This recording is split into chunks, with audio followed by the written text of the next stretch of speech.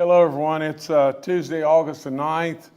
I'm sorry that we had to go a little later in the day today. A lot of stuff going on this morning. You know, we had the opportunity to speak to the oil and gas people, and all that was really good. You know, just these people hold a lot of the keys, you know, to a lot of prosperity and good stuff to the state of West Virginia, as well as the entire nation, as well as the entire globe.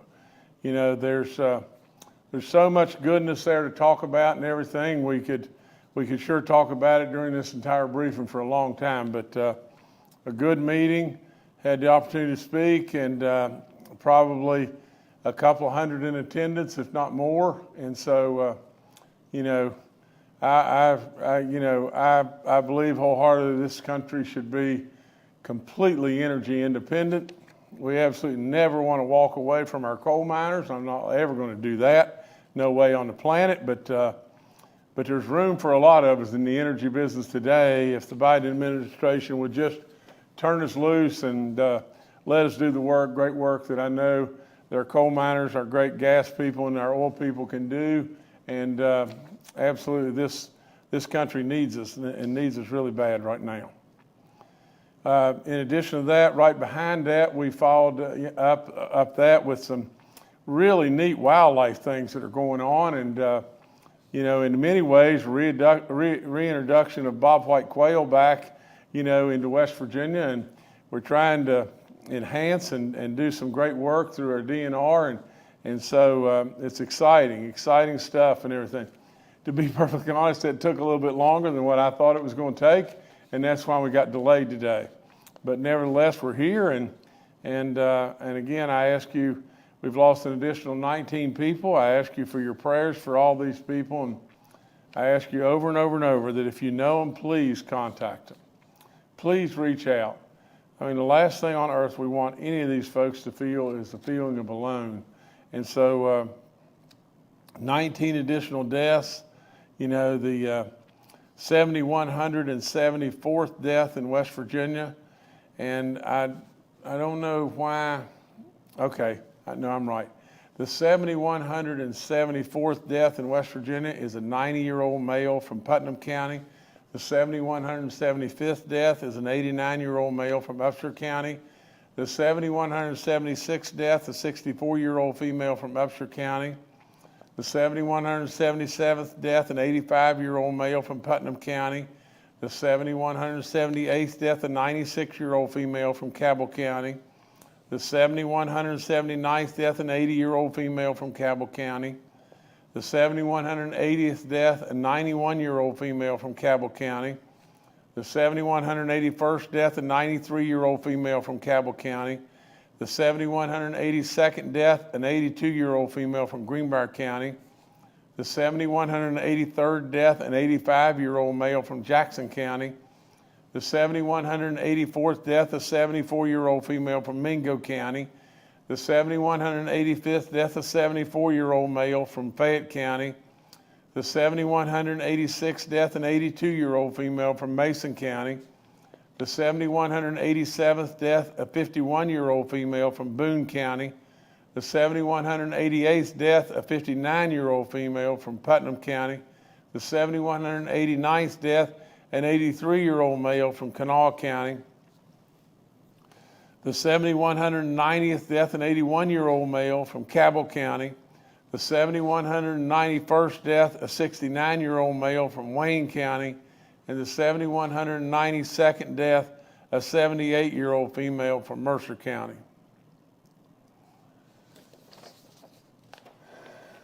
The reason I paused, you know, of all these right here that we've read today, 2 of them were in their 60s. A 64-year-old and a 69-year-old, 2 in their 50s. It ought to be telling us every last one, 50 and above, we got to get those booster shots. Active cases, 3,066 in West Virginia. In the last 24 hours, 939 new positive cases. Daily positivity rate, we didn't test much, of 18.29. Cumulative rate is at 8.37. There's 554,065 people that have recovered from COVID. We're one short of 400 folks that are hospitalized. I think if you were paying attention, General Hoyer and Dr. Marsh have told us 500 is comfortably what our hospitals can handle. We're 399 right now. 61 in the ICU units, 15 on ventilators. Most of the map is yellow and there's some green. We have 4 gold counties, that's McDowell, Mercer, Wyoming, and Hardy counties. I've already started earlier to remind you about your booster shots. They can't possibly be more important. There is nothing more important today than absolutely getting that booster shot. Please consider that. They're all available to you right now, and absolutely, in my opinion, it is just absolutely silly to not go ahead and get your booster shots. All the information in regard to all that is all up on our website. From the standpoint of our numbers, we continue to move slowly, forward and everything, but we continue to move, and that's good. The vaccine calculator up on the website, I just saw it. It'll tell you, it'll remind you when your shots are due. All the stuff on our COVID vaccine info line up on our website. 105 outbreaks in our long-term care facilities now. That's up. We have no outbreaks in our church communities, and 76 inmates and 56 staff cases in corrections. I remind you over and over about giving blood. I'd ask you to check with your physician, and especially if you've had this dreaded, killer and survived and you're doing well, consider giving blood, please. Our rental assistance program, homeowners assistance program for renters, for landlords, and our homeowners is all up there, and it's all on our website. If you'll call us, we'll try every way in the world within all the regs to get you qualified. I can tell you this, we've been joined today by Erica Bogus, and Erica is our Executive Director of our Housing Development Fund. She does incredible work. I think what she's going to tell us is, we've beat this enough and we're going to start kind of phasing it down, but she's also going to tell us there's still some time, but this is going to be like last chance. And really and truly, what's a shame is if you don't call us and we can't get you qualified, we're going to end up having to send money back to the federal government. But Erica, nevertheless, join us, please.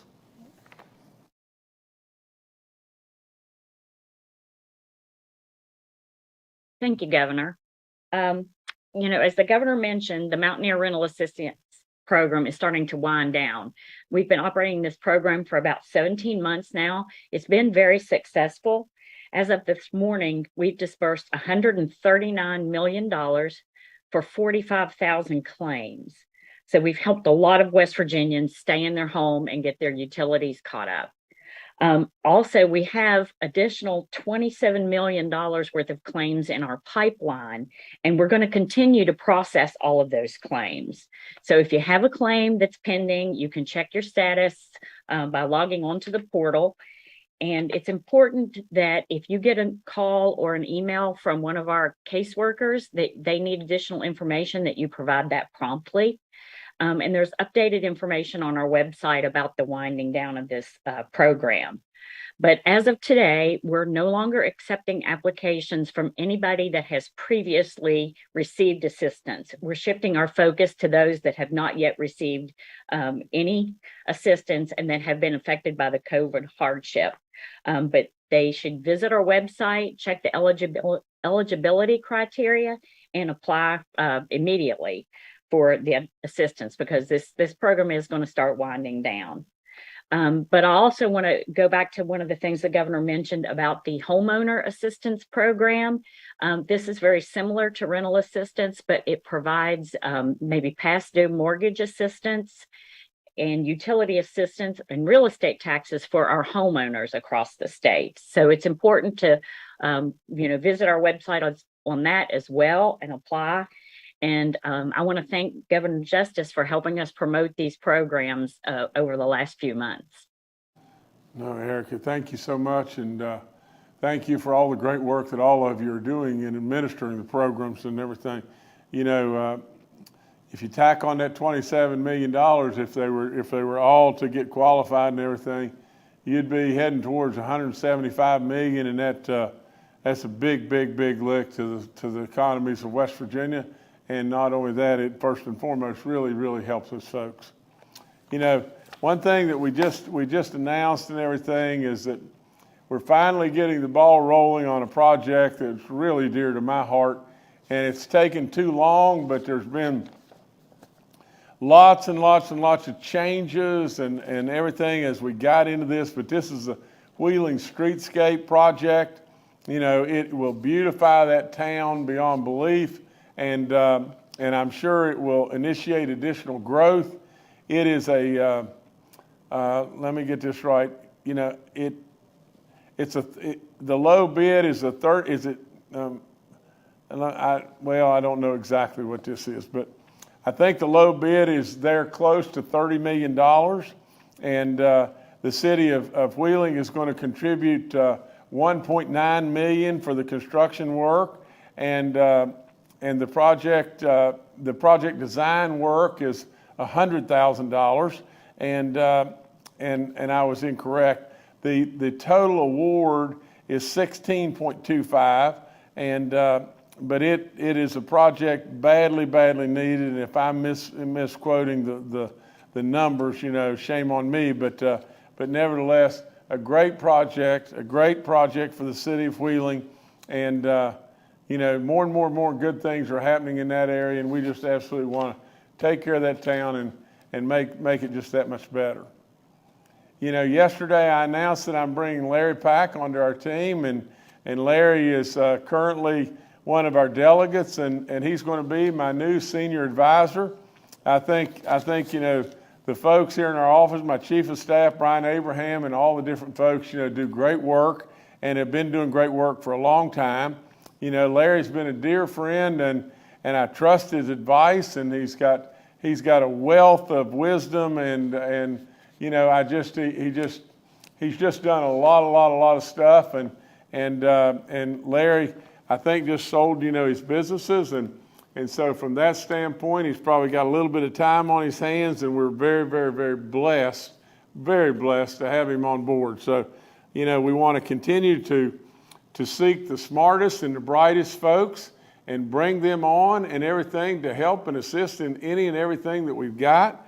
I couldn't be more happy that to bring Larry on, and he'll resign from the West Virginia House of Delegates, and he was first elected to the House in 2020, and I just really truly believe he'll do an absolute great job, and I couldn't be more proud to have him on board and everything. So we're really blessed to have him, and that'll be really good. We have another new member that's joining our team, and that is I am appointing Brad Douglas as acting commissioner of the West Virginia Division of Corrections and Rehabilitation. His appointment comes with the resignation of Betsy Jividen, and Betsy did a marvelous job. We just love her to death, and thank her for all the great work that she did in every way. Brad spent his entire 22-year career with the Division of Corrections, and he lives in Charleston, and I absolutely welcome Brad in every way. I know he'll do great work. As far as the broadband grants that we are adding another $6 million of our broadband grants projects, and they're in Kanawha, Jackson, and Lincoln counties. This is the third round of preliminary approvals of these projects through in our state. We are absolutely, this is a branch of the $1 billion program of broadband and broadband strategy that we have in place. Today's approved projects will result in 760 miles of new fiber infrastructure. You know, it will absolutely give us the opportunity to connect 9,300 new homes.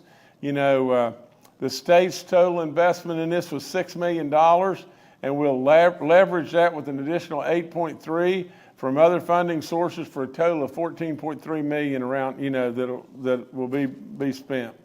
So, you know, so far this year alone, a grand total investment of over $75.6 million has been committed to undertake 18 major broadband infrastructure projects throughout West Virginia. It's just good stuff, good work. Good work by a bunch of great people. Last thing I've got is just 2 or 3 days ago or last week and everything, we were at Peterstown Middle and Elementary School. Brand new school, 92,000 square feet, absolutely going to have between 700 and 750 students there.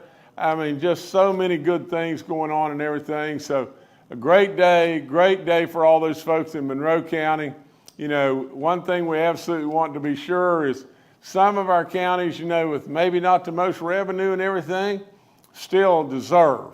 And so with all that being said, you know, all those great kids and everything there and the great, you know, faculty and everything, it's just a lot of really good stuff going on all across our state. And I don't know how it gets any better for those Peterstown Pirates right now. So you guys just keep doing great work, and we were really happy to be there. So it's good stuff.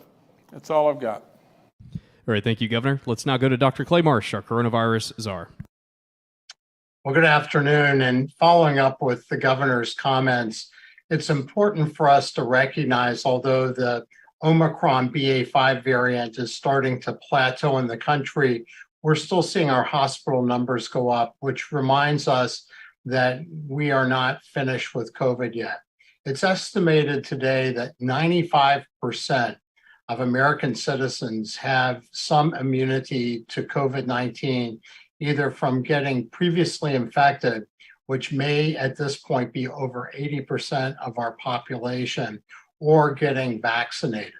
And it's important that people really heed the governor's suggestion that getting up to date with our vaccinations is really the most important protection we can offer each other, offer ourselves, and have the highest risk or have the highest benefit of avoiding severe illness or hospitalization. Yesterday in the country, 583 people still died of COVID-19, and the governor read a number of names at the beginning of this press brief. So it is important that we not drop our guard at this place.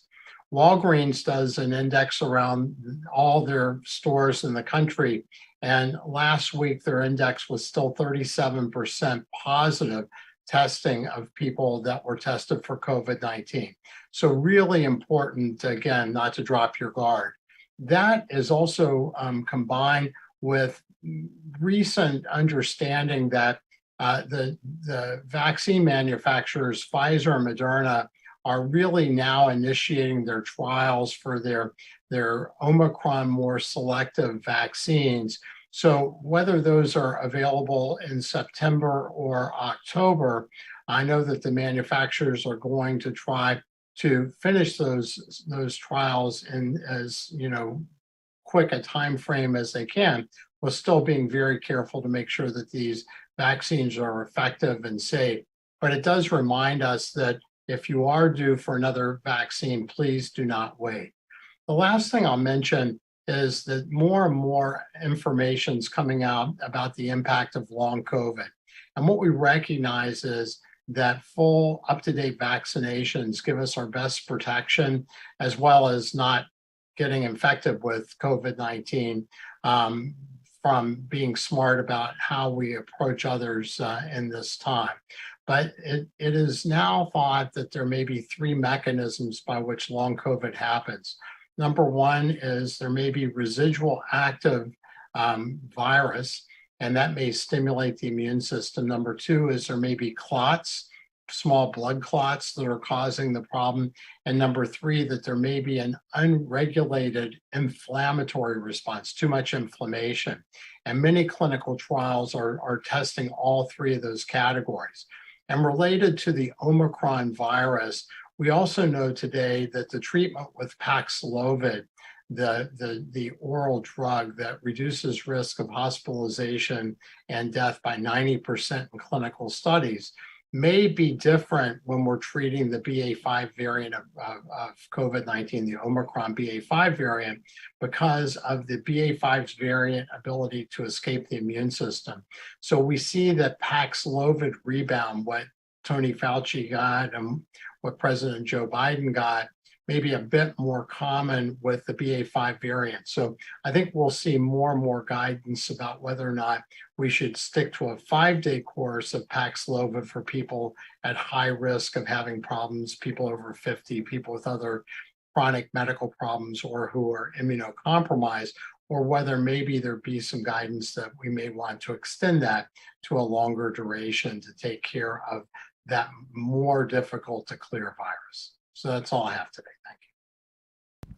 All right, thank you, Dr. Marsh. Erica Bogus, Secretary Bill Crouch, and Dr. Inamjad are also joining us today and are available for questions. We'll now go to questions from members of the media. The first today from Charles Young with WV News. Hi, this is Charles Young with WV News. I was wondering if anyone could tell us what we're hearing from the hospitals and from the Hospital Association. Are any of our institutions starting to feel the impact, the rising hospitalizations as we get closer to the 500 number? Thank you.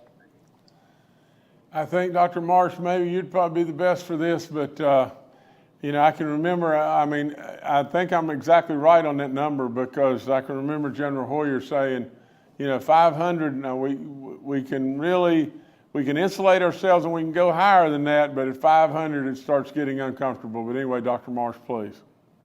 Thank you, Governor, and thank you, Charles. Well, the governor's right. Because of the reduction in some of the staffing of hospitals, we have moved our number back to 500 to do planning exercises.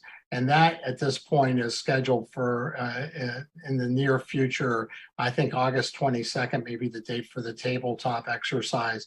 We're watching that very closely and working with the Hospital Association and with the different hospital systems.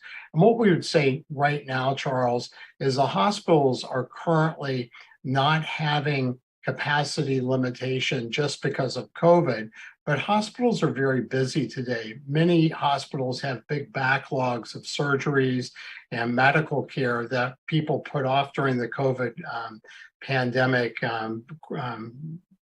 surges that we had seen previously. So the hospitals are very full, both with some more patients with COVID, but also with people without. So we continue to work with them closely, and we're monitoring closely as well. And as we've said before, the 500 is not only a mark that we're looking at today because of staffing issues, but also it really says that we are still seeing a significant impact on severe disease from COVID. And we know that up-to-date vaccinations and appropriate prescriptions and identification of those people in high-risk categories with Paxlovid and other treatments really we're able to reduce those numbers dramatically if we have people up to date with their vaccinations and who are testing regularly and identifying themselves so that we can get them life-saving medications if they need it, like Paxlovid. Thank you. All right, thank you, Charles. Next to Kenny Bass with WCHS and Fox 11. Hi, thanks for taking a moment. Governor Dolly Parton is visiting West Virginia today to celebrate the 55 counties, which all now have her Imagination Library, which provides books for kids before they go into school. I know you and the First Lady have been very involved with the Communities in Schools initiative. I think you guys are up to 30-some counties now, 36, I think, out of 55. When you look at our standardized English test scores, they're not good. They haven't been good. They traditionally fall behind the national averages. And of course, the COVID scores were even worse than normal. So how important is it for somebody like Dolly Parton, who has this Imagination Library, to be promoting reading as a building block for education for young West Virginians? And what do you think about the efforts that she's made and the fact that she's commemorating that achievement today? here in the state?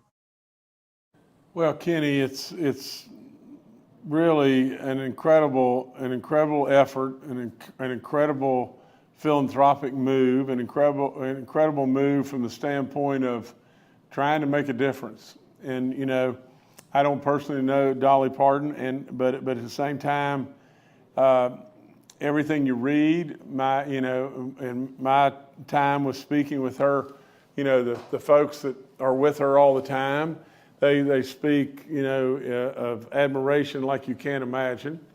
I mean, without any question, I'm sure that she's trying to do what she's done her whole life, and that's make a difference, make a big time difference.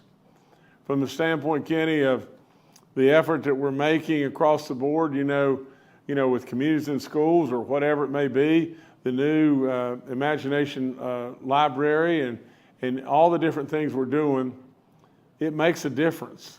It makes a big time difference. You know, are we doing enough? We're not. We're not. Are we doing as good a work as we should be doing? We're not. And from the standpoint of, you know, our entire system, do the scores need to go up? They need to go up. There's no question whatsoever that we're moving the rope, and we're getting there. But Kenny, it's too slow, and we got to do better. That's all there is to it. But to just get back and focus just on the fact that Dolly Parton is coming to West Virginia, and she's doing incredible work in West Virginia. And from the standpoint of communities and schools expanding to 37 counties now in the state of West Virginia, it started out with almost nothing. I'm daggum really, really proud of our First Lady and all the great work that Kathy's done, and all those folks. I mean, just think about it. It started out as almost nothing. And, you know, and now it's, well, without the last expansion of the last 6 counties, it was touching 70,000 kids. It's unbelievable, unflat believable. The initiative with the therapy dogs is just one of many things. But I would tell you over and over, you know, I coach for a real reason. Is it hard? Sure, it's hard. Do you give up your free time? Sure you do. But absolutely, I would encourage every single one of our folks, you know, in office, no matter whom it may be, or those not, to try to give some time to kids. You can't imagine the struggles and the problems and everything that kids face today. If you can spend some time with kids, honest to God, it'll make you younger. It'll absolutely make you a bigger winner than you can imagine. And so it's not easy. It's not easy, but making an impact on a child's life is a big time thing. So please consider. Thank you, Kenny. All right, thanks, Kenny. Next to Ryan Quinn with the Charleston Gazette-Mail. Hey, Governor. I'm asking, did you personally or did someone on your behalf ask the state school superintendent, Superintendent Birch, to transfer to the schools for the deaf and the blind and step down from the state superintendent position? I'm asking that because apparently he said back in June that, quote, the county superintendents around the state, they're all waiting for me to put my resignation in and just move here personally. He said this at the schools. And he said, quote, no, I will not do that. And I've told the governor I will not do that yet, end quote. So that seems to suggest that there's some previous discussion of this. So did you make that request for him to resign from the state superintendency and transfer over there? Or did someone make that request on your behalf? You know, unequivocally, Ryan, no way. No way. I really thought that Clayton Birch was doing a great job, and I have no reason to feel any differently in any way. I thought he did a great job. From the standpoint of his resignation, in fact, you know, I was with Clayton at Peterstown, and it wasn't mentioned to me there and everything. I didn't know a thing in the world about it. And then I walked outside, and the fellow that's head of all of our communications, came to me and said, this is coming across the wire service right now. Do you know anything about it? And I knew nothing whatsoever about it. So Clayton has done great work. I'm a believer in Clayton, and with all that being said, if this works out, that he's moving jobs and everything, and it works out that way, and with our Board of Education folks and all those people, that's good stuff to me. But no way on this planet that anybody that representing me or anybody that I knew about in any way, had anything whatsoever to do with this. But one thing I will promise you we will do is we will not drop the ball, and we will absolutely continue on, and there won't be any laughs. We'll continue on, and we'll continue to try to do all the good work that we're doing. All right, thanks, Ryan. Governor, I'll turn it back to you. Okay, the last thing I've got is, or the only thing that I've got, and just picking up again from our experts and so on, is I hope that everyone heard Dr. Marsh. Dr. Marsh said absolutely just this: we are not finished with COVID. Now, please, look at this. 2 people in their 50s, 2 people in their 60s, 19 more people dead. Absolutely, please get your booster shot. For crying out loud. I would ask you to get vaccinated, period, and I do, but please get your booster shots. Dr. Marsh also discussed long COVID. Now, what he means by that is just simply the side effects that can linger and linger and linger. And the attacks in all of our places, whether it be our heart, lungs, kidneys, liver, whatever it may be, brain. With all that, without any question, nobody had the playbook here. Nobody knows absolutely the lasting side effects of COVID. But we know enough. We know enough to know that these vaccines are incredibly safe. And I tell you over and over and over, be respectful of all. If someone decides, nope, I don't want to take a vaccine, I'm not going to do it, period, and everything else, I've got all the respect in the world for that person. I don't think it's the right decision, but I've got all the respect in the world for our freedoms, and I'm going to stand right there. I've never changed. I've never changed in any way. But with all that, I would tell you, I will continue to try to encourage and everything as long as God gives me breath, because it saves lives, and it is really, really safe. The last thing is just this, and I hope you know, and I absolutely know that you trust me. We've never tried to scare you, have we? We've never, ever done that. We've told you the truth, and knowing that you'll make the right decisions. You'll make good decisions. We've absolutely told you when things were really tough, and we've told you when things look like they're pretty dadgum good. Dr. Marsh says, we are not finished with COVID yet. And he's right. He's exactly right. So again, we thank Dolly Parton that's coming to town and everything, and all the great work that she's doing in West Virginia.